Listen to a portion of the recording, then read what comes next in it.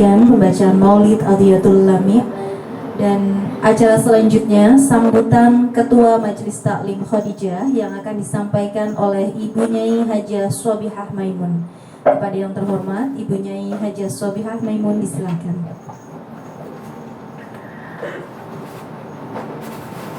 Assalamualaikum warahmatullahi wabarakatuh.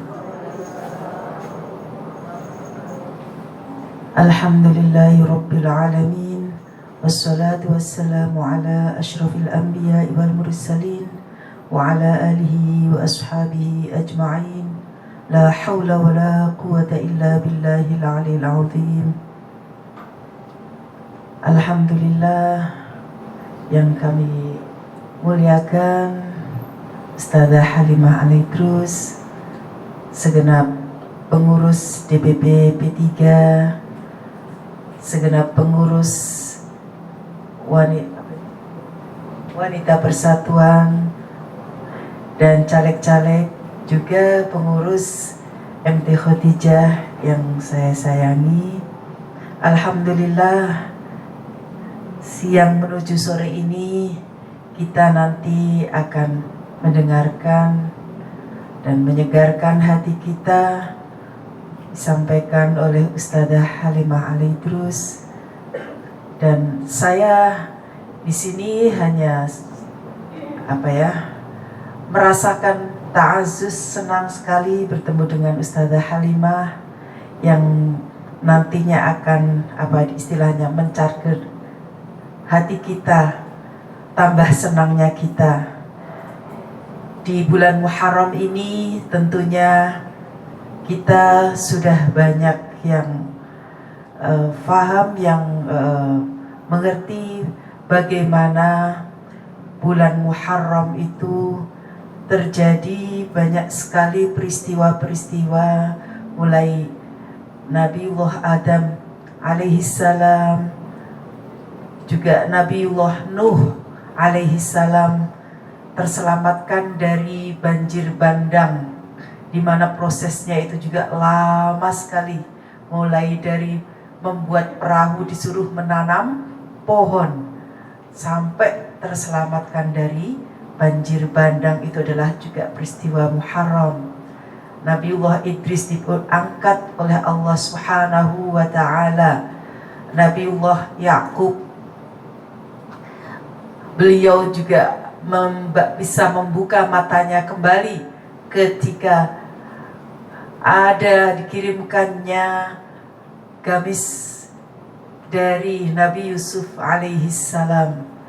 Jadi ini merupakan sebuah tawassul dengan gamis, itu bisa menjadikan matanya sehat kembali, terbuka kembali. Kemudian banyak sekali seperti Nabiullah Ibrahim, ya narukuni bardaw wa salaman ala Ibrahim. Banyak sekali peristiwa-peristiwa Muharram nanti akan dikupas oleh Ustazah Halimah. Nabiullah Musa selamat dari kejaran Fir'aun, terbelahlah laut, itu Muharram juga itu. Kemudian banyak sekali peristiwa-peristiwa yang terjadi pada Muharram.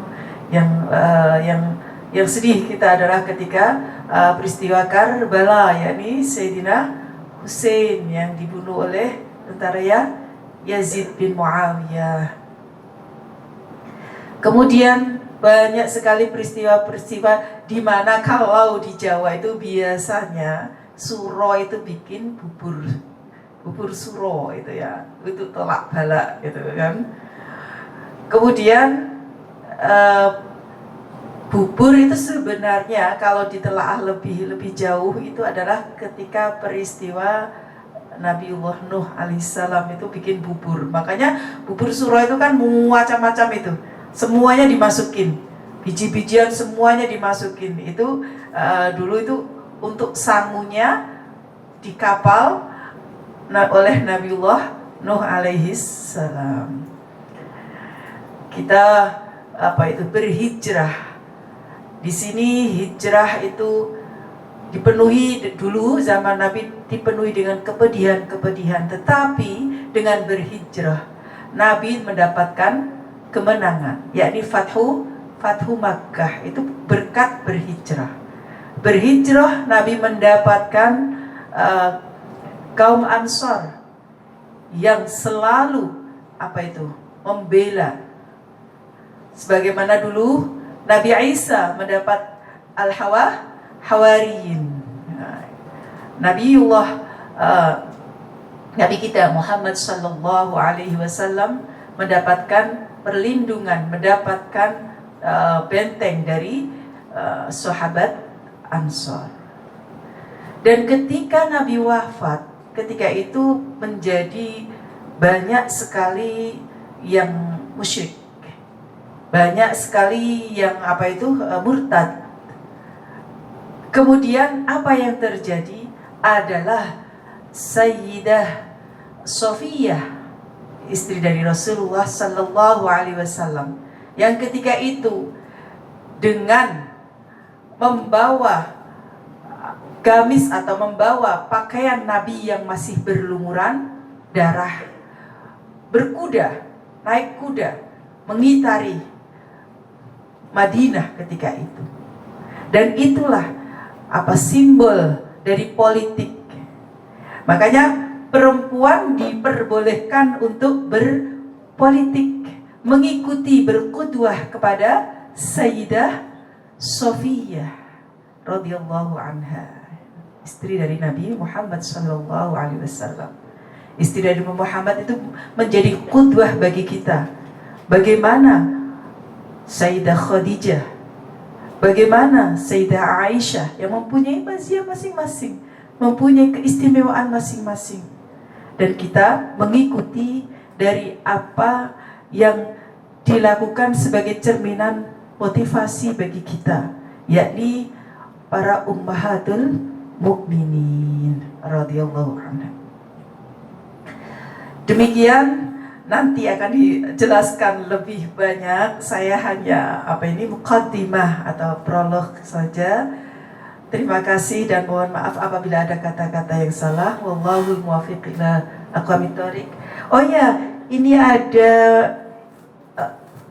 minta Fatihah untuk ibundanya Dr. Hairun Nisa sebagai wakil sekjen DPP P3. Ini ibunya Ibu Maryani binti Abdul Halim. Mohon Fatihahnya ya. Lahal Fatihah. A'udzu billahi minasyaitonir rajim. Bismillahirrahmanirrahim.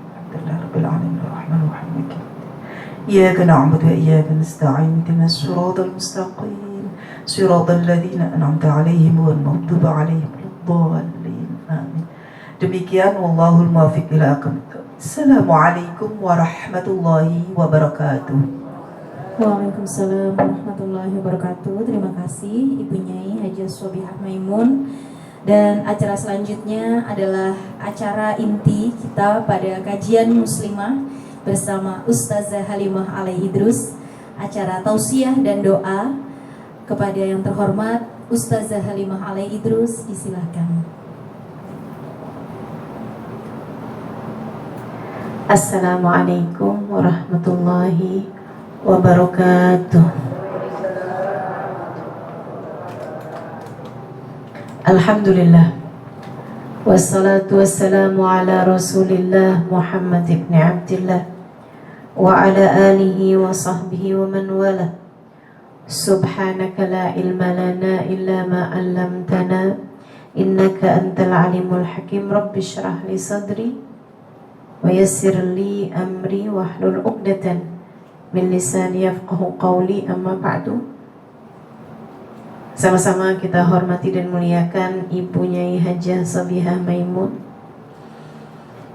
Sama-sama kita hormati dan muliakan Ibu Hajah Ermalena Muslim, juga Ibu Hairun Nisa, juga Ibu Latifah Tahir.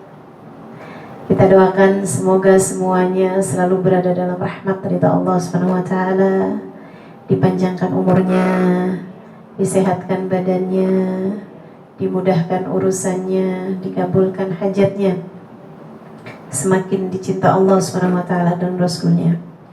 Juga tentu saja untuk segenap ibu-ibu PH, DPP, P3 yang mudah-mudahan semuanya dalam lindungan Allah SWT, diberkahi kehidupannya, disayang Allah SWT, disyafaati Nabi besar Muhammad sallallahu alaihi wasallam insyaallah. Amin ya rabbal alamin. Saudaraku sekalian yang saya muliakan, hari ini tema kita adalah menggapai keberkahan, menyambut kemenangan. Menggapai keberkahan, menyambut kemenangan, karena kita berada di bulan Muharram seperti yang tadi punyai kita sampaikan.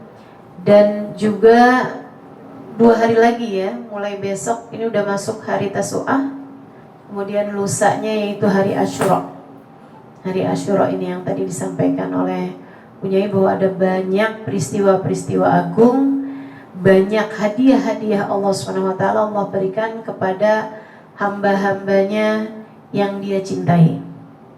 Dari terselamatkannya Nabi Nuh, dari terselamatkannya Nabi Musa atas kejahatannya Fir'aun, kemudian lagi dikeluarkannya Nabi Yunus dari dalam perut ikan, ditambatkannya kembali perahu Nabi Nuh alaihi salam, dan juga sehatnya Nabi Allah Ayub, dikembalikan pandangan matanya Nabi Allah Ya'qub, dan begitu banyak peristiwa-peristiwa kemenangan Allah SWT berikan kepada hamba-hambanya yang Allah SWT cintai, termasuk juga kesyahidan Sayyidina Husain alaihi salam, Sayyidina Husain bin Ali bin Abi Thalib radhiyallahu taala anhum warḍahum.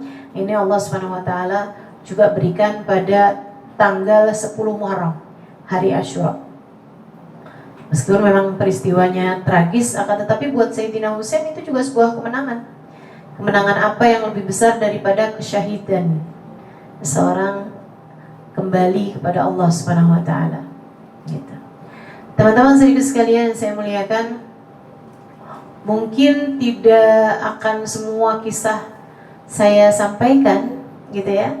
Akan tetapi saya tertarik untuk membahas bagaimana Nabi Allah Yunus bin Matta alaihi salam dengan kisah meninggalkan kaumnya, meninggalkan perjuangannya gitu.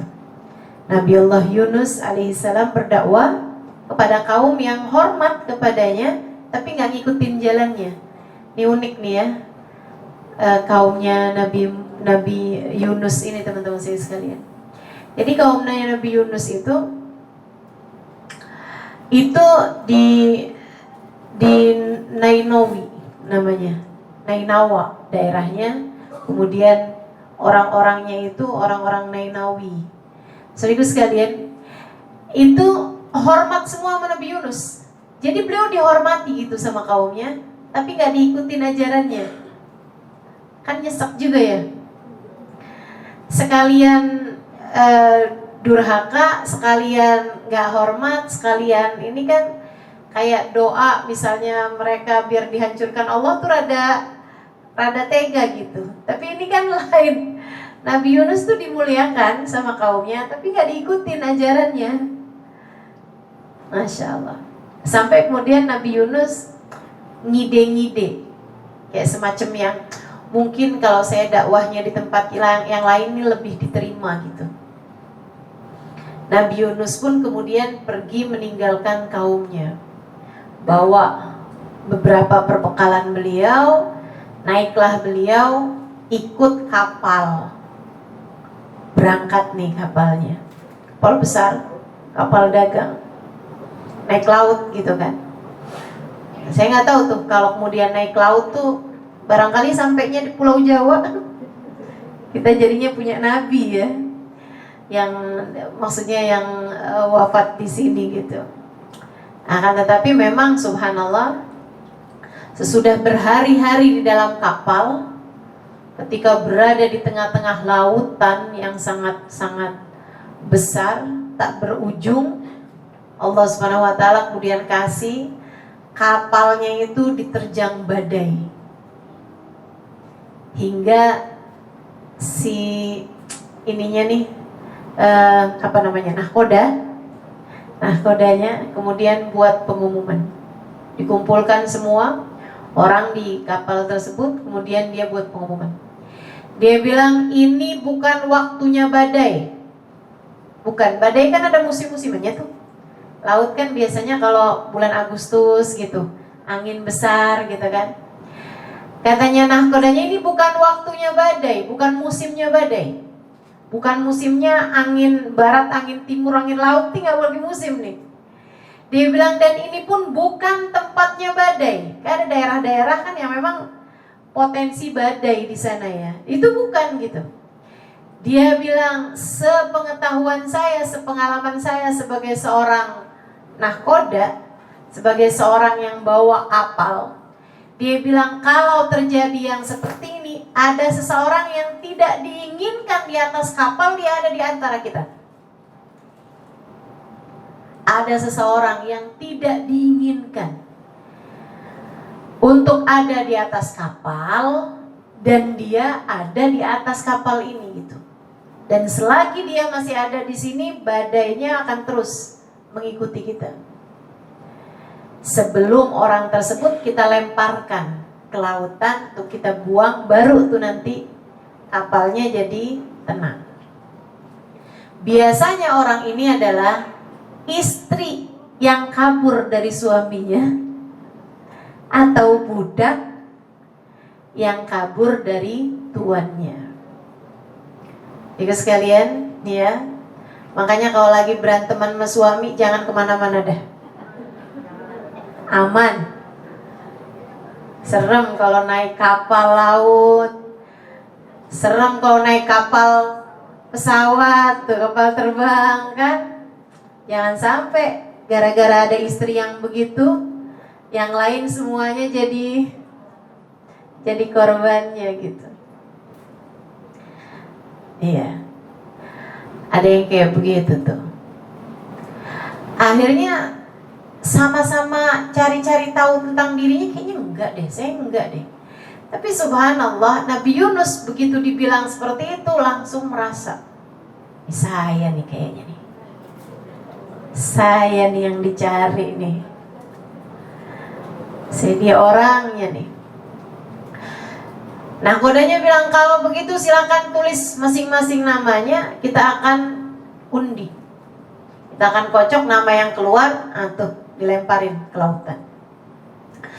Maka dikocoklah nih. Begitu keluar, pertama Yunus bin Matta. Udah, pasrah Nabi Yunus.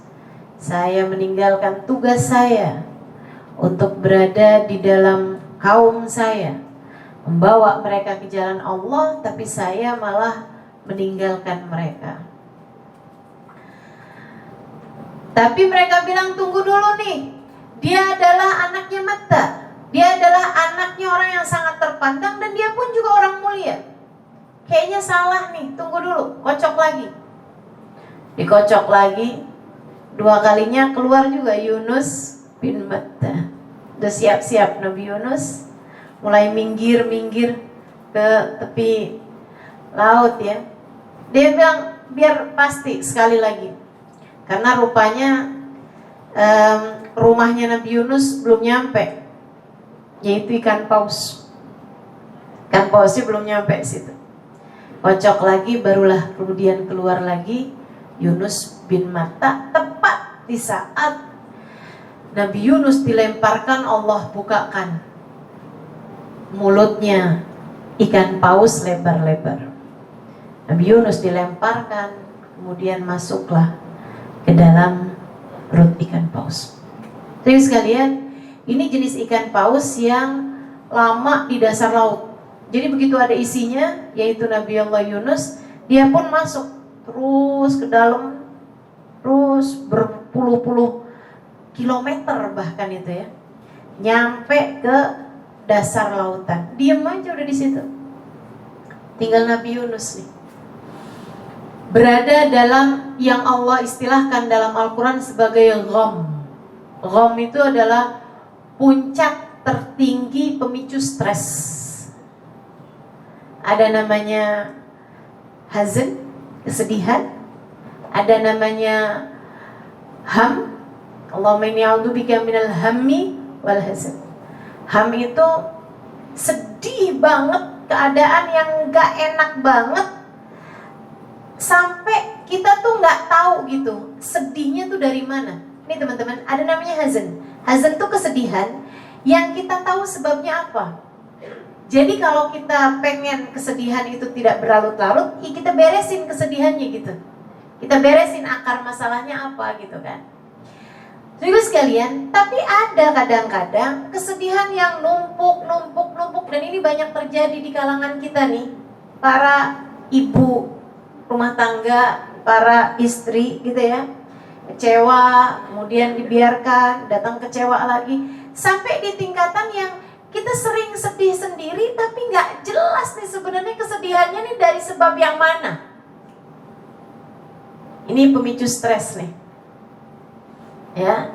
Sampai kok udah numpuk atau besar masalahnya, nah itu jatuh pada gham. Gham itu kesedihan menumpuk, keadaan yang sangat tidak menyenangkan, keadaan perang, keadaan di mana rumah sedang dalam masa penjajahan gitu ya, keadaan di mana mungkin gitu ya, ada orang yang udah dikelilingin rumahnya sama aparat keamanan gitu. Itu udah keadaan yang sangat tidak lagi menyenangkan gitu. Apalagi kalau kemudian sampai bikin seperti Nabi Allah Yunus alaihissalam, udah gak bisa ngapa-ngapain. Kita kadang-kadang kalau lagi sedih-sedih gitu kan, kalau lagi gak enak keadaannya gitu, sakit ini itu apa segala, kita masih bisa mikir, nih kayaknya bikin es teh panas. Es teh kok panas? Bikin es teh manis atau bikin teh panas gitu ya, teh panas manis, teh manis panas gitu kan, atau malah mungkin bikin Indomie pakai rawit. Kayaknya tuh masih yang kebayang ada sesuatu hal yang bisa kita lakukan gitu buat nyenengin hati, menghibur diri gitu. Tapi yang terjadi kepada Nabi Yunus itu sesuatu hal yang di luar itu semuanya teman-teman saya sekalian, sampai udah nggak ngerti lagi mau ngapain dan nggak bisa berbuat apapun. Kondisinya itu membuat Nabi Allah Yunus tidak bisa berbuat apapun. Sampai kemudian Nabi Yunus berada dalam perut ikan itu ala khilafin fi dzalik. Ada beberapa pendapat para ulama mengenai berapa lama Nabi Yunus berada dalam perut ikan. Ada yang mengatakan 6 bulan, ada yang mengatakan 4 bulan, ada yang mengatakan 40 hari gitu. Ada di perut ikan. Nah itu kan gak bisa makan. Terus juga kan ikannya kan makan tuh. Kalau yang masuk itu kan udah tinggal tulang-tulangnya. Jadi Nabi Yunus sambilan ada di dalam perut ikan nih kena tusuk duri. Aduh, keadaannya sangat-sangat tidak menyenangkan gitu kan. Gak bisa ngapa-ngapain. Udah tuh gak bisa ruku, gak bisa sujud, gak bisa apa-apa. Pada saat seperti itu yang tersisa adalah ruhnya Nabi Allah Yunus. Dari sini kita tahu bahwa yang bisa bermuamalah sama Allah itu sebenarnya ruh kita, hati kita, rasa kita. Ini yang bisa bermuamalah dengan Allah SWT. Kita tuh berhadapan dengan Allah, taat, maksiat itu lebih kepada rasa hati, teman-teman. Lebih kepada rasa hati, gitu ya. Makanya Allah SWT bilang, Innallaha la yanzur ila suwarikum wala ila absyarikum walakin yanzur ila qulubikum. Allah nggak terlalu lihat badan kalian, fisik kalian, kulit kalian, akan tapi yang Allah lihat adalah hati kalian. Nah, yang tersisa dari Nabi Yunus hatinya. Dari Nabi Yunus yang menyalah-nyalahkan keadaan, dari Nabi Yunus yang seperti kenapa hal ini terjadi, kenapa harus saya, kenapa saya memilih untuk ini gitu kan. Dari yang menyalah-nyalahkan apa yang terjadi dan lain sebagainya, ini sesuatu hal yang sangat normal. Kalau ada sesuatu hal terjadi nggak seperti yang kita mau, itu kan kita lebih cenderung untuk kayak menyalahkan orang lain, menyalahkan keadaan, begitu ya. Kalau aja nggak begini nih, nggak akan begini.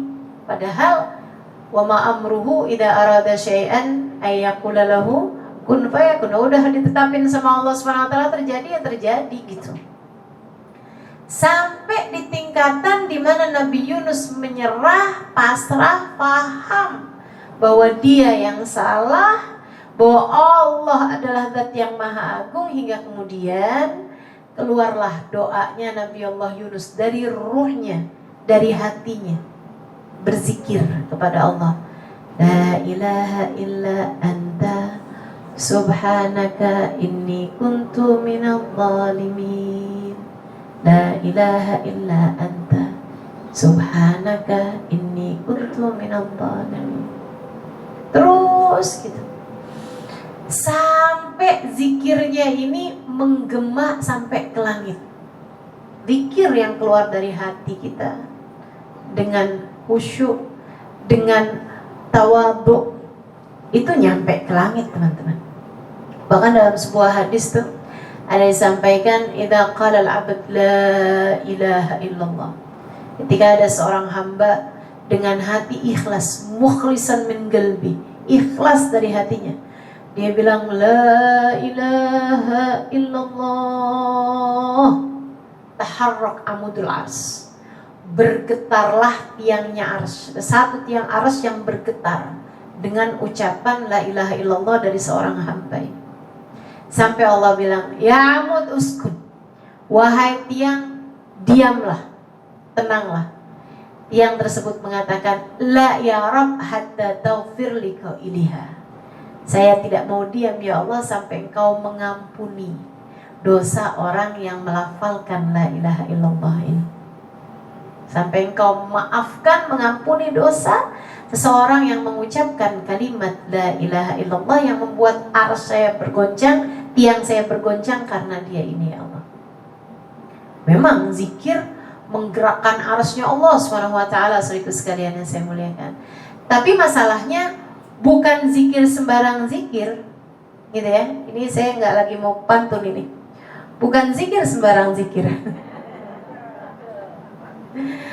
gitu kan. Bukan asal zikir keluar bisa menggerakkan tiangnya arsy-Nya Allah SWT, tentu saja, gitu ya. Kayak misalnya ada orang mengucapkan Allahu Akbar, itu nggak selalu tiang arsy-Nya Allah berguncang, gitu ya. Mohon maaf untuk tidak ambil foto saya. Tadi sepertinya sudah diumumkan ya. Udah ya. Baik, teman-teman sekalian yang saya muliakan. Jadi zikirannya Nabi Allah Yunus karena keluar dari hatinya dengan pemahaman penuh la ilaha illa anta. Tidak ada yang mengatur kehidupan ini kecuali Engkau ya Allah. Subhanak, maha agung Engkau ya Allah. Engkau tak pernah salah. Inni kuntum minadh dhalimin, hambalah yang bersalah. Engkau tak pernah keliru dengan segala keputusan-keputusanmu ya Allah.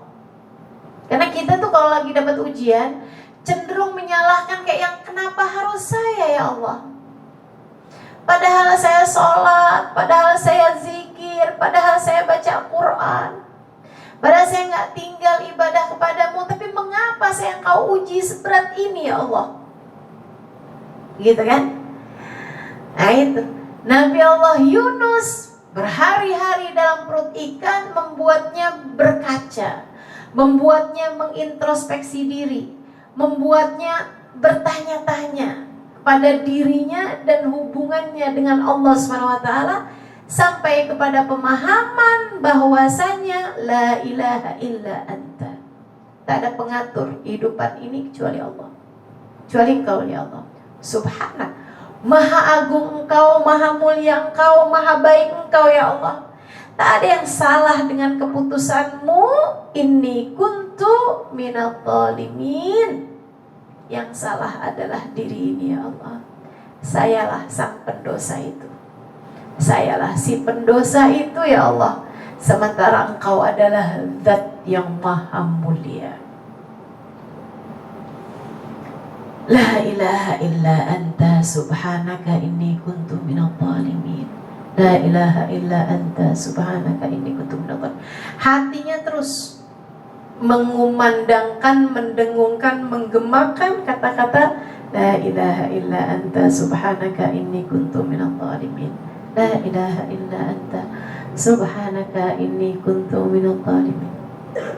Bapak sekalian, sampai suaranya itu menembus lapis langit, didengar para malaikat-malaikat, sampai mereka bilang qaul masyhur fi makanin majhul. Ini ucapan familiar sekali gitu. Suaranya nih saut ma'ruf, saut masyhur. Suaranya nih suara orang yang sangat kita kenal gitu. Ini kayak suaranya Nabi Yunus nih gitu. Manusia paling agung pada masa tersebut tentu adalah nabinya Allah SWT. Pada masanya Nabi Yunus nggak ada manusia lebih mulia daripada Nabi Yunus. Mereka bilang sautun ma'ruf. Ini adalah suara yang familiar. Saudara sekalian, di atas langit sana ada orang-orang yang ketika dia berdoa, ketika dia berzikir, ketika dia menyampaikan kebaikan, ketika dia bersolawat kepada Nabi Muhammad, para malaikat-malaikat mengatakan sautun ma'ruf, suaranya sangat familiar buat kita. Tapi ada juga orang-orang yang ketika mereka menyampaikan hal-hal yang seperti itu, baca Quran, baca zikir, suara siapa nih? Kita nggak ada yang kenal gitu. Sehingga sekalian, kira-kira dirimu, diriku dikenalnya di langit sana dengan suara yang macam apa gitu. Jadi pertanyaan buat kita juga gitu ya. Doa minta duit lagi nih.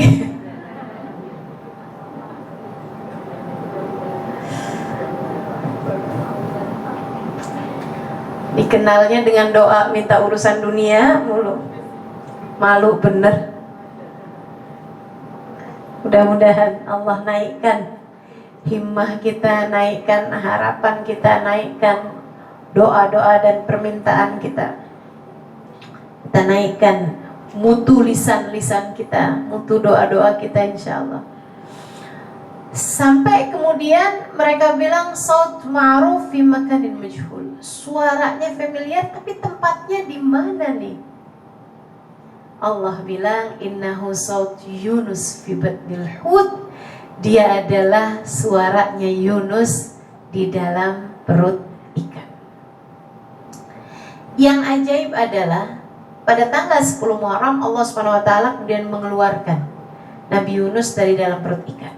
Jadi sekalian, tentu Nabi Yunus tidak berdaya ketika dikeluarkan di perut ikan tuh ya, udah gak punya kekuatan apa-apa. Yang menarik, ini yang saya ingin sampaikan, adalah firman Allah SWT, laula annahu minal musabbihin lalabitha fi batnil hut ila yaumi yub'atsun. Andai saja Yunus itu tidak termasuk dari orang yang bertasbih, andai dia tidak memilih untuk bertasbih, andai dia tidak memilih untuk mengagungkan Allah di dalam perut ikan, kami akan biarkan ia di dalam perut ikan itu sampai hari dibangkitkan. Ada beberapa hal menarik yang ingin saya sampaikan di sini. Yang pertama, Allah nggak bilang aku jadikan Yunus dikuburkan di dalam perut ikan gitu, nggak gitu. Akan tetapi Allah bilang kami akan biarkan dia berada dalam perut ikan. Artinya kalaupun dianya mati, ikannya nggak mati. Ila yaumi yub'atsun, sampai hari dibangkitkan. Sehingga sekalian saya muliakan, guru saya Sayyidil Habib Umar bin Hafid pernah mengatakan, andai Yunus tidak dikeluarkan dari perut ikan, Allah SWT akan abadikan ikan tersebut sampai hari dibangkitkan. Artinya sampai dengan hari kiamat, ikan itu akan menjadi satu-satunya ikan yang tetap hidup beribu-ribu tahun lamanya. Karena firman Allahnya begitu. Andai Nabi Yunus tidak dikeluarkan dari perut ikan. Dan ini sama halnya dengan Allah Subhanahu wa taala selalu saja memberikan kepada hal-hal yang berkaitan sama orang-orang mulia kemuliaan juga. Saudara sekalian, saya pernah sampai di pohon di Jordania sana. Jordania itu pohon disebut sebagai syajarah sahabi, pohon sahabat. Jadi sekalian, pohon itu diabadikan Allah Subhanahu wa taala sampai segede batangnya itu segede ruangan. Gedenya. Gitu ya. Batangnya tuh segede ruangan. Kita kalau di bawah pohon itu tuh jadi kayak lagi ada di dalam kamar, kayak lagi ada di dalam rumah gitu. Sampai enggak kelihatan gitu ya dari luar, dari besarnya pohon tersebut. Itu teman-teman sekalian, pohon itu adalah pohon yang diabadikan Allah Subhanahu wa taala sampai-sampai kalau lagi musim panas, Allah Subhanahu wa taala taruhkan air di sekitarnya, membuat pohon itu tetap hidup bahkan di musim panas sekalipun. Gak pernah mati pohonnya. Sampai di masa sekarang ini teman-teman, pohon udah umurnya udah 1.500 tahun lebih si pohon itu umurnya. Teman-teman sekalian, kenapa pohon itu diabadikan Allah Subhanahu wa taala? Karena jadi tempat bersandarnya Nabi Muhammad sallallahu alaihi wasallam. Ketika Nabi Muhammad berangkat dagang dari Mekah ke Syam, ya, ke Syria, nah itu selalu aja tuh Nabi kalau lewat di bawah pohon itu tuh, lewat di pohon itu Nabi selalu aja tuh istirahat dulu yuk gitu. Duduk-dudukan, Nabi tiduran di bawah pohon itu. Allah Subhanahu wa taala menjadikan pohonnya abadi karena Nabi Muhammad sallallahu alaihi wasallam. Saya pernah sampai di Samarkand kalau nggak salah ya, ibu kotanya Uzbekistan. Samarkand atau Tashkent. Iya, di Tashkent, teman-teman sekalian, itu ada masjid yang di dalamnya ada Al-Quran yang ditulis oleh Sayyidina Uthman bin Affan alaihi ridwanullah. Saya baca Qurannya nggak bisa kebaca karena memang hurufnya sudah sangat-sangat berbeda ya dengan huruf Al-Quran zaman sekarang. Nggak ada titiknya, apalagi harokatnya gitu ya. Ini bukan gundul lagi nih huruf Arabnya nih, bukan hanya gundul nih. Masya Allah, kayak nggak ada matanya gitu kan, nggak ada hidungnya, nggak ada telinganya nih, bukan cuman gundul. Nggak bisa kebaca tuh saya benar-benar. Masya Allah. Saudara sekalian, Al-Quran yang ditulis oleh Sayyidina Uthman itu ada 5 Quran. Ada 5 Quran yang waktu itu disebar, gitu ya. 1 di Mekah, 1 di Madinah, 1 di Turki kabarnya, 1 di mana gitu, 1 di Mesir, kemudian 1 lagi di Tashkent itu. Teman-teman saya sekalian, semuanya habis, semuanya hilang, semuanya sudah tidak lagi bersisa karena memang lembaran-lembaran yang dituliskan Quran itu kan yang bisa lapuk gitu kan. Semuanya memang sebagaimana semestinya gitu. Semuanya dihabiskan tentu oleh Allah Subhanahu wa taala, tapi 1 diabadikan oleh Allah. Kenapa? Karena ada darah Sayyidina Uthman di sana. Sayyidina Utsman itu waktu nulis jadi waktu beliau meninggal dunia, beliau itu lagi nulis Al-Quran, udah selesai tapi mungkin ada beberapa yang masih sedang beliau revisi atau apa. Quran yang ditaruh depan dia, Qurannya besar teman-teman. Mungkin kalau ada yang pernah lihat, tapi sangat besar sekali ya, ukurannya tuh kayak 2 meter lebih gitu, mungkin 3-4 meter Qurannya, lebarnya ya, kalau dibuka tuh posisinya 4 meteran saya rasa, lebih mungkin gitu, dengan panjang 2 meteran. Itu besar sekali Qurannya itu. Nah, waktu Sayyidina Utsman itu terbunuh, di malam beliau dibunuh, itu beliau dibunuh kan dari belakang tuh, ditusuk dari belakang, dihunus pedang dari belakang saat beliau sedang sholat tahajud. Darahnya muncrat ke mushaf yang sedang beliau tulis, yaitu Al-Quran yang beliau tulis. Karena itulah Allah SWT mengabadikan Al-Qurannya. Allah jadikan Al-Qurannya abadi karena ada darah orang mulia di sana, Sayyidina Uthman ibn Affan. Allah jadikan pohonnya abadi karena ada keringat, ada aroma baginda Nabi besar Muhammad sallallahu alaihi wasallam di dalamnya.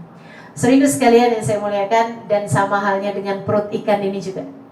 Kata Allah, andai dia tidak bertasbih, kami akan biarkan dia di dalam perut ikan sampai hari dibangkitkan. Artinya sampai kiamat itu ikan akan diabadikan oleh Allah Subhanahu wa taala karena keberadaan Nabi Allah Yunus bin Matta di sana. Walaupun Nabi Yunus saat itu sedang tidak mengikuti arahan Allah dalam artian ditugaskan untuk di satu daerah, kemudian beliau meninggalkannya, tapi beliau sebagai orang yang dimuliakan Allah Subhanahu wa taala, yang dicinta Allah Subhanahu wa taala, rasulnya Allah Subhanahu wa taala, nabinya Allah Subhanahu wa taala, itu ditetapkan oleh Allah Subhanahu wa taala gitu. Anak kita walaupun dia sedang lagi bandel sekalipun tetap anak kita, dan kita tetap sayang sama dia. Ya kan begitu ya? Nah, itu Allah Subhanahu wa taala sampai mau menjadikan ikan tersebut itu ikan yang abadi. Akan tetapi Nabi Yunus rupa-rupanya berzikir pada Allah Subhanahu wa taala. Sayyidina Muhammad Al-Bagir alaihi ridwanullah, beliau mengatakan, untukmu yang sedang bersusah hati. Untukmu yang sedang bersusah hati. Lihat bagaimana Allah mengeluarkan Nabi Yunus dari dalam perut ikan. Padahal tuh kayak secara pikiran udah deh jalan buntu. Bukan hanya jalan ini ya, perut buntu. Ya mau keluarnya gimana ceritanya gitu. Caranya mau keluar tuh kan gak kebayang, saudara sekalian. Kalau misalnya terdamparnya di sebuah pulau, masih berharap ada kapal yang lewat. Lah kalau terdamparnya dalam perut ikan, idza akhraja yadahu lam yakad yaraha. Bahkan Nabi Yunus ngeluarin tangannya gini aja nggak kelihatan tangannya ada di mana, kakinya ada di mana, semua anggota tubuhnya ini udah benar-benar fi dhulumatin thalas, di dalam 3 kegelapan. Gelapnya waktu malam, gelapnya lautan, gelapnya perut ikan. Masya Allah. Akan tetapi cahayanya ruh bersinar menembus segala kegelapan. Cahayanya ruh bersinar menembus segala kegelapan. Maka untukmu yang sedang berada dalam kesulitan, yuk, pengen jadi orang yang menang, pengen jadi orang yang berhasil, pengen jadi orang yang mampu melewati segala ujian dengan cara yang terbaiknya, hatimu sambungkan dengan Allah. Jadilah ahli dzikir, jadilah orang-orang yang selalu menggemakan la ilaha illa anta subhanaka inni kuntu minal zalimin. Tak ada yang mengatur kehidupan ini kecuali Engkau, ya Allah. Hati saya akan tenang karena hidup ini udah ada yang ngatur. Kalau lagi susah-susah ingat itu aja udah. Saya kalau naik pesawat terbang, itu belum naik itu udah ngantuk. Apalagi kalau udah mulai terbang tuh, rasanya kayak di ayun-ayun, ya gak sih? Saya udah langsung aja tuh ngantuk, tidur gitu. Nyenyak sekali saya tidur di atas pesawat. Dan saya lihat juga bukan cuma saya, ada banyak sekali orang yang naik di atas pesawat dan mereka tidur di dalam pesawat. Kenapa bisa tidur di dalam pesawat? Karena ada pilotnya. Kalau di atas pesawat diumumkan, para penumpang sekalian, mohon maaf ini pertanyaan, ada nggak di antara sini, di antara yang menjadi penumpang ini yang bisa mengendarai, menyupir pesawat karena ternyata pilotnya pingsan? Saya yakin tuh yang lagi pada tidur bangun semuanya dah. Panik semuanya, nggak tenang tuh semuanya pada. Akan tetapi kita bisa tenang tidur di atas pesawat karena kita tahu di pesawat ada yang nyupir. Di pesawatnya ada yang mengendalikan gitu. Saudaraku sekalian yang saya muliakan, ini hal yang paling menenangkan. Bahwasanya kehidupan di alam semesta ini, di atas muka bumi ini ada yang ngatur, ada yang mengendalikan. Maka tenangkan hatimu, yang ngatur tahu segalanya, yang ngatur tahu yang terbaik untukmu, untuknya, untuk semua tahu. Maka tenangkan hatimu dan ucapkanlah la ilaha illa anta. Ya Allah, tidak ada Tuhan kecuali Engkau. Tidak ada yang mengatur kehidupan kecuali Engkau. Tidak ada yang mengawasi kecuali Engkau. Tidak ada yang mampu mengawasi kecuali Engkau. Ya Allah, tidak ada yang mengendalikan apapun kecuali Engkau. Ini kesusahan kita dalam hidup nih seringkali disponsori oleh keinginan kita dalam mengatur sesuatu, mengendalikan sesuatu yang berada di luar kendali kita. Kita pengen ngatur hati suami kita untuk gak kemana-mana, hanya mencintai dan menggilai istrinya. Sehingga ketika itu tidak terjadi, kita pun kecewa. Jangankan ngatur hati suami, ngatur hati kita sendiri aja kita seringkali gak mampu kok. Kesusahan kita dalam hidup nih seringkali disebabkan karena hal ini. Berusaha untuk mengendalikan sesuatu yang sebenarnya berada di luar kendali kita. Maka mulailah untuk belajar berucap la ilaha illa anta. Berusahalah untuk bisa memahami bahwasanya pengendali segala sesuatu, sang pemberi rizki, yang bisa mematikan, yang bisa menghidupkan, yang bisa memberi, yang bisa menghalangi hanya satu, namanya Allah.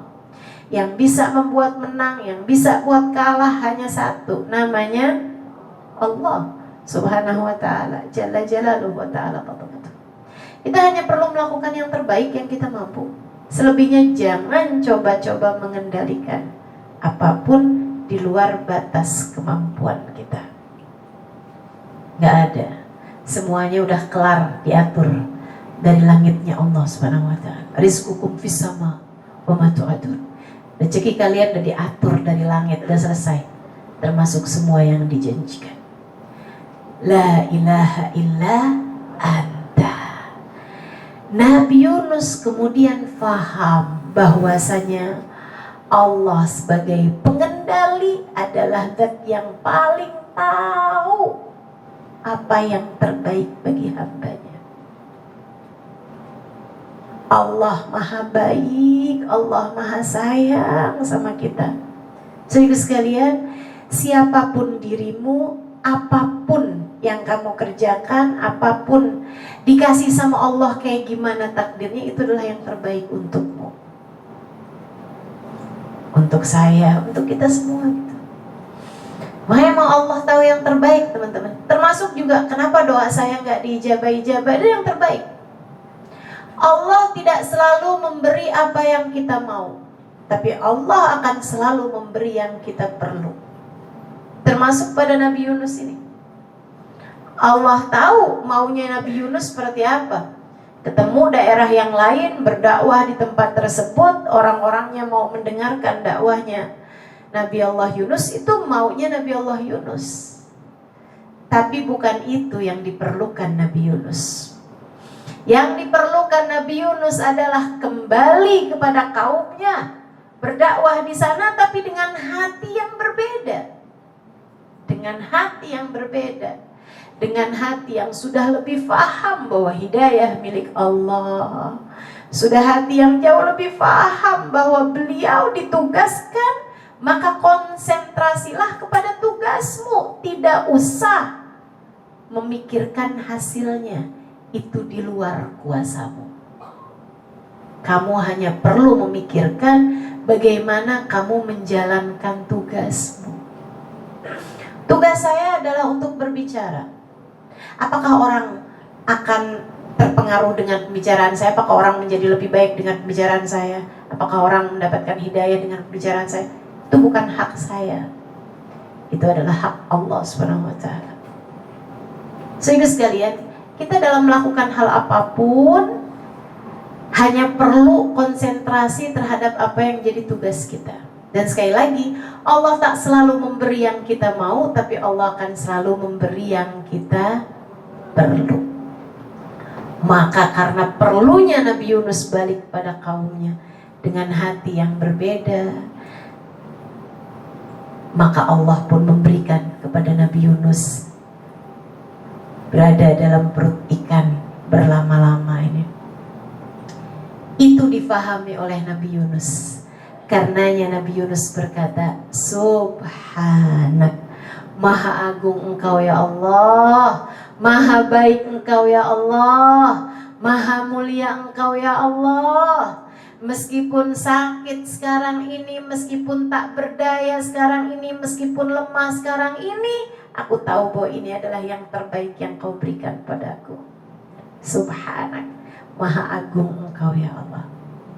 Inni kuntu minal zalimin. Saya yang salah ya Allah. Saya yang gak paham ya Allah. Saya yang gak ngerti ya Allah. Nabi Yunus tidak menyalahkan Allah atas pahitnya takdir yang beliau rasakan. Nabi Yunus tidak menyalahkan Allah atas buruknya ketetapan Allah kepada dirinya. Akan tetapi Nabi Yunus menyalahkan dosa-dosanya, menyalahkan keputusannya, menyalahkan kesalahannya sendiri di hadapan Allah, atau tepatnya mengakui kesalahannya di hadapan Allah Subhanahu wa taala. Beliau berzikir, la ilaha illa anta subhanaka inni kuntu minadh dhalimin. Allah senang sekali. Marhaban bil qaili adlan, marhaban bis salati ahlan, marhaban. Kita dengarkan adzan dulu.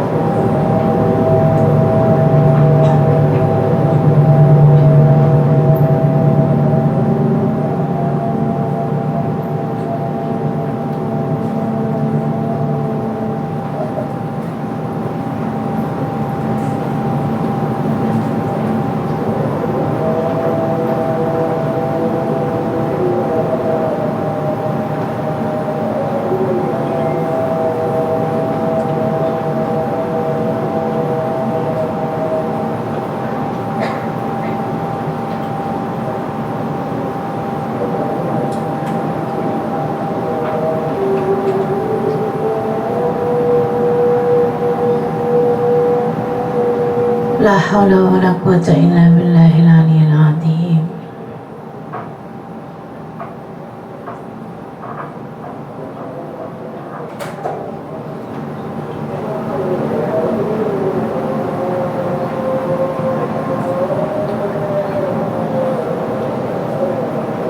La haula wa la quwwata illa billahil aliyyil azim.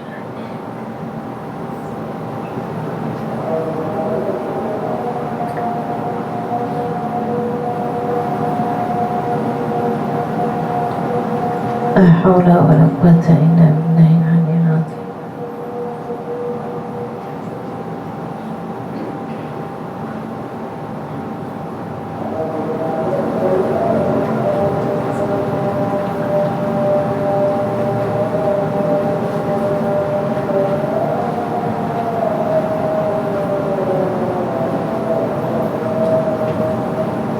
La haula wa la quwwata illa billah.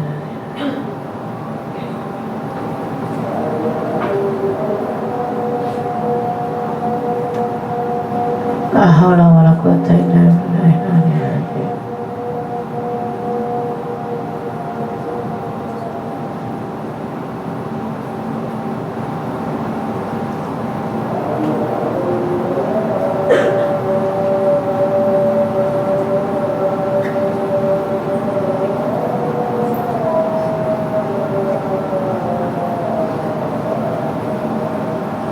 haula wala quwwata illa billah.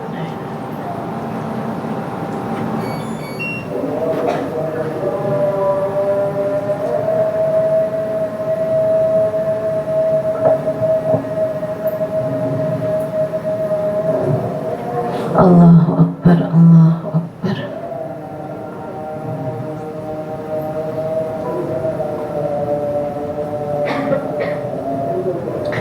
La ilaha illallah, alhamdulillah rabbil alamin. Allahumma salli ala sayyidina Muhammad wa ala ali sayyidina Muhammad. Allahumma rabba hadhihi ad-da'wati at-tammah was-salatil qa'imah ati sayyidina Muhammadin al-wasilah wal fadilah والشرف والدرجة العالية الرفيعة المقام المحمود الذي وأته إنك لا تخلف الميعاد يا أرحم الراحمين. ربي اغفر لي ولوالدي، ربي اغفر لي ولوالدي، ربي اغفر لي ولوالدي، ربي اغفر لي ولوالدي، ربي اغفر لي ولوالدي وارحمهما كما ربياني صغيرا. وصلى الله على سيدنا محمد وعلى آله وصحبه وسلم والحمد لله رب العالمين. Sesudah zikiran itu meresap dalam hati Nabi Allah Yunus bin Matta selama beberapa waktu, Allah pun kemudian menghendakinya untuk diberi kemenangan, diberi sebuah anugerah, yaitu terselamatkan, dikeluarkan dari batnil hut, dari perutnya ikan, gitu ya. Kemudian terdamparlah Nabi Allah Yunus di daratan. Ketika itu Allah SWT fambatnahu syajaratan min yaqtin, kata Allah, kami hidupkan untuknya satu buah yiktin. Yiktin itu kayak semacam melon ya, suka ada tuh di negara-negara, daerah-daerah tropis pinggiran pantai itu suka ada tuh, kayak labu, kayak melon gitu. Itu karena Nabi Yunusnya tidak berdaya untuk sampai kepada rezeki, maka rezekinya yang disampaikan kepada Nabi Yunus. Ini yang sering saya sampaikan, juga disampaikan oleh para ulama-ulama ya. Saya ikutan ucapannya para ulama, mereka mengatakan kalau kamu nggak tahu alamat rezekimu, tenang aja, sebab rezekimu tahu alamatmu. Nggak ada yang salah alamat rezeki itu, nggak ada ceritanya rezeki salah alamat. Oh, rezeki saya dimakan sama dia gitu, rezeki saya direbut sama dia. Nggak ada. Kalau direbut sama dia berarti bukan rezeki kamu, rezeki dia gitu. Cuman masalahnya ada orang yang terburu-buru pengen dapat rezeki, sehingga rezeki yang mestinya halal akhirnya datang dalam keadaan haram. Nauzubillah min dzalik. Nah, itu kita jangan mau tuh sama rezeki yang haram-haram itu.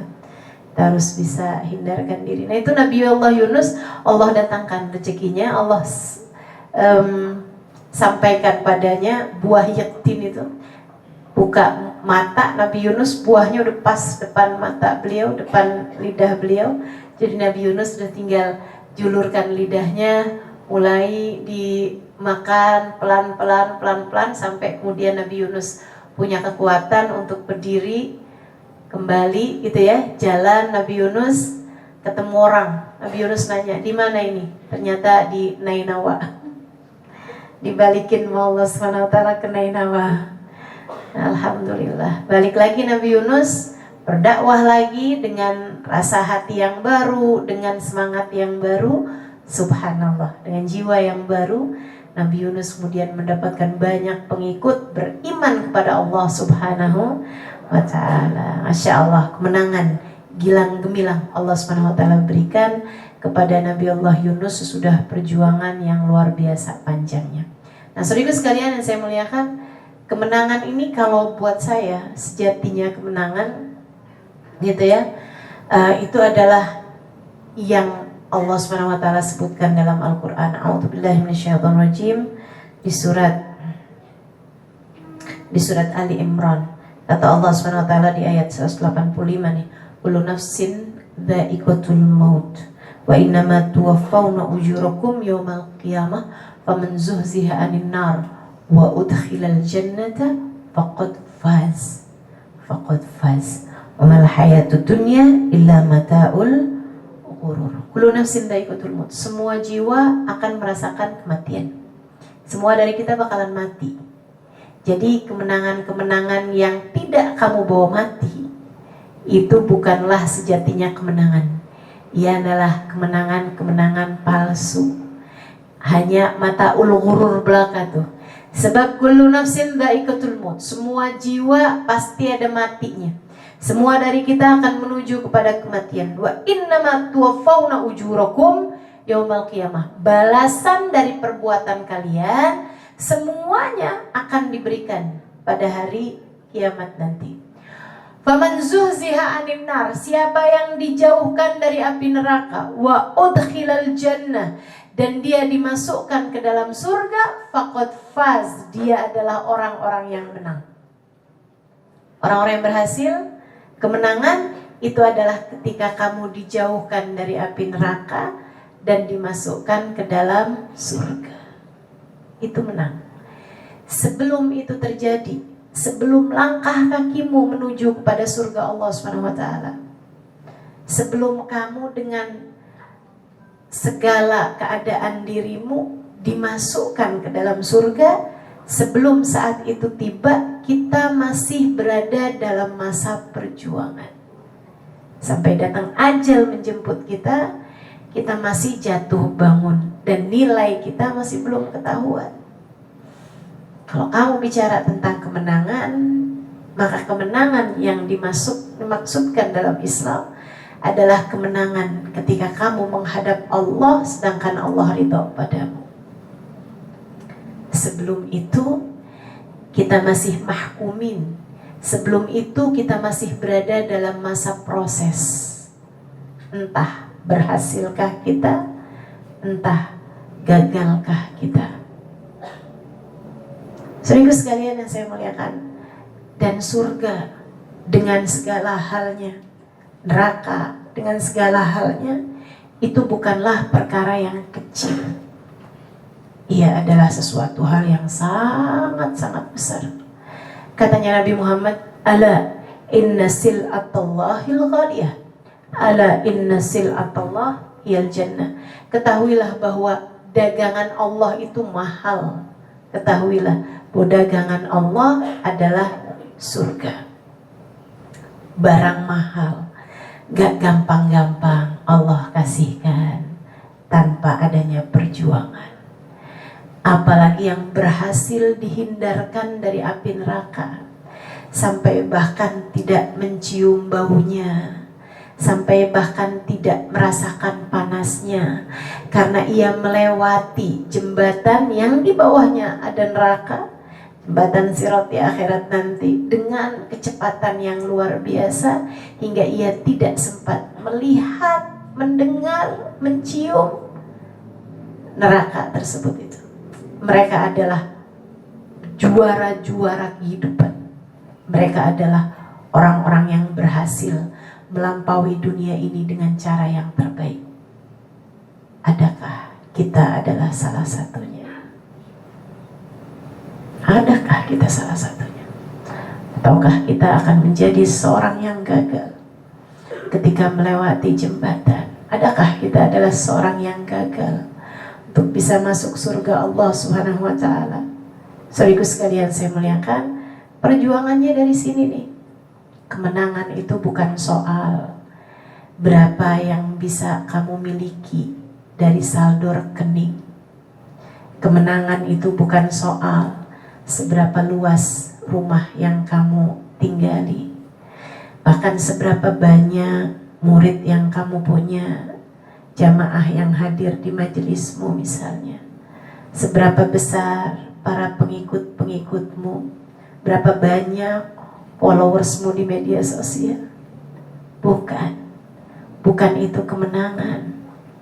Kemenangan yang sejatinya adalah saat kamu berhasil melewati jembatan Sirat secepat kilat, hingga kamu bisa masuk surga Allah tanpa perlu transit ke dalam neraka. Kemenangan yang sesungguhnya saat kamu digiring di belakang baginda Nabi besar Muhammad Sallallahu Alaihi Wasallam, yang ternyata tempatmu dengan nyata sebegitu jauh, hingga matamu diizinkan Allah memandang indah wajahnya, hingga telingamu diizinkan Allah mendengar jawaban salam langsung darinya, hingga telingamu mendengar saat beliau berdoa, ummati, ummati, Rabbi salim ummati, Rabbi salim ummati. kemenangan yang sesungguhnya saat kamu dihisab dengan hisaban yang mudah. Kemenangan yang sesungguhnya saat kamu menghadap Allah sedangkan Allah ridha padamu. Saudariku sekalian yang saya muliakan, saat itu silahkan membusungkan dada. Saat itu silahkan tersenyum dengan senyum bangga. Saat itu silahkan ucapkan kepada siapapun bahwa saya telah berhasil melakukannya. Tapi selagi itu belum terjadi padamu, padaku, kita semuanya masih dalam proses. Kita semuanya masih dalam proses. Jangan dulu berbangga, karena urusannya tidak seremeh itu, teman-teman. Urusannya tuh enggak segampang itu. Urusannya itu urusan yang katanya Sayyidina Abu Bakrin Siddiq, "Idza udkhila rijliyal yumna ilal jannah walam yadkhulil ukhra lam aman min makrillah." Kalau kaki saya yang kanan udah dimasukin ke dalam surga, tapi kaki saya yang kiri belum, saya masih belum merasa aman. Saya masih takut tuh untuk kemudian dikembalikan, bukan di sini tempatmu wahai Abu Bakar. Urusan kemenangan ini saudara sekalian adalah tentang surga. Yang katanya Sayyidina Umar bin Al-Khattab, "Idza nada munadin yaumal qiyamah liyadkhul kullun nasi illa al-jannah illa wahid la khasyitu ana dzalikal wahid." Kalau di akhirat nanti ada panggilan semua orang silahkan masuk surga kecuali satu orang, saya akan bilang, tuh yang satu kayaknya Umar bin Khattab deh. Urusan menuju surga itu perjalanan panjang, teman-teman. Perjalanan panjang. Jatuh bangun, taat, maksiat, pahala, dosa. Jatuh bangun, hati yang tidak terjaga, belajar lagi. Hati yang gak terjaga lagi, belajar lagi. Suudon lagi, jatuh lagi, terus begitu. Perjalanan panjang menuju surga Allah Subhanahu wa ta'ala. Entah apakah kita jadi orang yang menang, ataukah kita menjadi salah satu di antara yang gagal. Saya hanya bisa berharap saya dan kita semua menjadi orang-orang yang dimenangkan Allah Subhanahu wa ta'ala. Karena kita gak pernah tahu. Tidak pernah ada jaminan, tidak untukku, tidak untukmu. Tidak pernah ada jaminan yang menjaminkan bahwa Halimah Ali terus bakalan selamat gitu. Dan kebayang kalau kayak apa malunya saya di akhirat kalau ternyata saya tidak diselamatkan Allah Subhanahu wa ta'ala. Saudaraku sekalian yang saya muliakan, maka nih di sepanjang hidup kita ini, mari sama-sama berjuang untuk meraih kemenangan.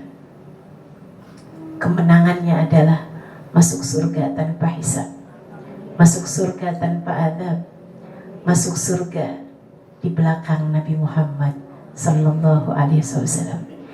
Di sisa hidup kita, mari agungkan Allah, mari gemakan Allah dalam roh kita, mari agungkan Allah sepenuh hati kita, hingga kita layak untuk mendapatkan kemenangan-kemenangan sebagaimana yang telah Allah Subhanahu wa ta'ala berikan kepada hamba-hambanya yang tercinta, para nabi-nabinya Allah Subhanahu wa ta'ala Jalla Jalaluhu wa ta'ala azamatuh.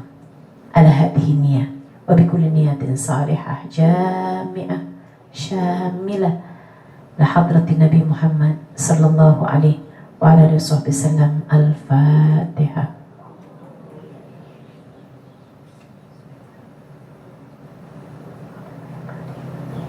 Iyyaka na'budu wa iyyaka nasta'in. Ihdinas siratal mustaqim.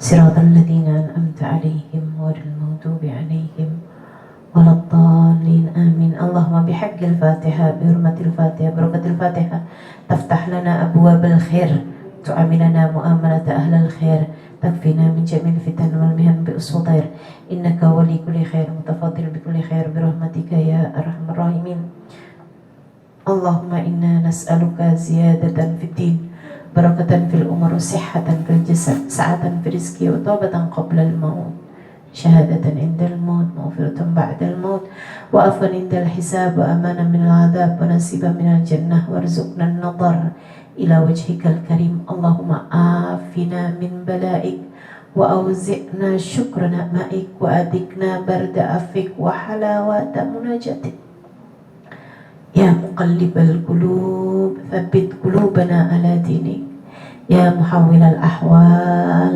حول حالنا إلى أحسن الحال وعافنا من أحوال أهل الضلال وفعل الجهال يا مقلب القلوب ثبت قلوبنا على دينك وتوفنا على ملتك برحمتك يا أرحم الراحمين Ya Allah, pandanglah kami dengan pandangan kasih sayang-Mu ya Allah. Karuniakanlah kemenangan demi kemenangan bagi kami ya Allah. Kemenangan di dunia, dengan hati kami mengerti mengagungkan-Mu ya Allah. Kemenangan di dunia dengan tidak mencintai apapun dan siapapun lebih daripada cinta kami kepadamu dan kepada Nabi Muhammad sallallahu alaihi wasallam. Karuniakan untuk kami kemenangan di dunia ya Allah. Kematian kami dalam husnul khotimah. Ya Allah, karuniakan kemenangan untuk akhirat kami ya Allah. Dengan Engkau jadikan surga kami, dengan Engkau jadikan kubur kami raudhah min riyadil jannah. Dengan Engkau jadikan mahsyar kami ada di belakang baginda Nabi besar Muhammad sallallahu alaihi wa ala alihi wa sahbihi wasallam. Menangkan mata kami ya Allah dengan memandang indah wajahnya. Menangkan telinga kami ya Allah dengan mendengarkan indah suaranya. Menangkan lisan kami ya Allah dengan Kau izinkan kami mengucapkan salam langsung di hadapannya. Menangkan kami di akhirat nanti ya Allah dengan menjawab semua pertanyaan yang diberikan dengan jawaban yang paling tepat. Menangkan kami dengan Kau hisab kami dengan hisaban yang mudah. Menangkan kami ya Allah dengan beratnya timbangan amal kebaikan melebihi dosa-dosa kami ya Allah.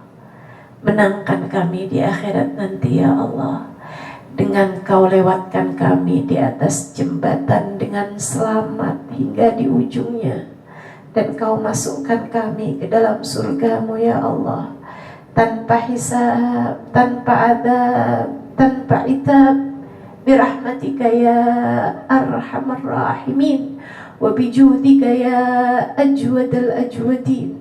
Allahumma ya Allah, kasihanilah kami semuanya ya Allah yang tidak berdaya dalam kehidupan di atas muka bumi ini, yang tidak berdaya bahkan sekedar mengontrol rasa hatinya sendiri, bahkan sekedar mengalahkan kemalasan kami sendiri. Ya Allah, kasihanilah diri yang begini lemah ini ya Allah. Ya Allah, ya Allah, kuatkan kami dengan kekuatan-Mu. Menangkan kami menghadapi setan kami, menghadapi bisikan hawa nafsu kami dengan kemenangan dari-Mu ya Allah. Ya Allah, ya Allah, dekatkan kami dengan orang-orang saleh. Rasakan kepada kami ya Allah keberkahan orang-orang saleh.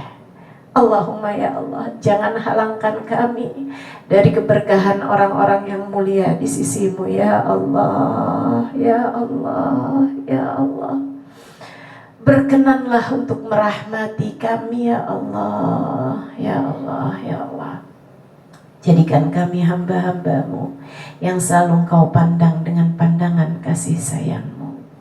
Allahumma rabbana atina fid dunya hasanah wa fil akhirati hasanah wa qina adzabannar bifadli subhana rabbika rabbil izzati amma yasifun wa salamun alal mursalin walhamdulillahi rabbil alamin.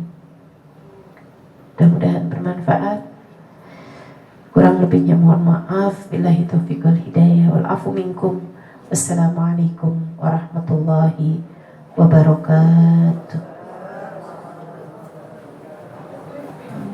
Waalaikumsalam warahmatullahi wabarakatuh. Terima kasih Ustazah yang telah memberikan tausiahnya pada sore hari ini. Semoga kita semua tergolong umatnya yang betul-betul menang sesungguhnya menuju surga Allah Subhanahu wa taala. Amin ya rabbal alamin.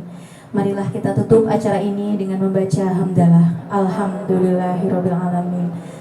Mohon maaf ibu-ibu, sekali lagi tadi mungkin ada yang sempat mengambil foto atau video, mohon untuk dihapus. Sesuai dengan pengumuman pada awal acara, mohon tidak untuk mengambil foto atau video saat acara berlangsung. Dan saya akhiri, wallahul muwaffiq ila aqwamit thoriq. Wassalamualaikum warahmatullahi wabarakatuh.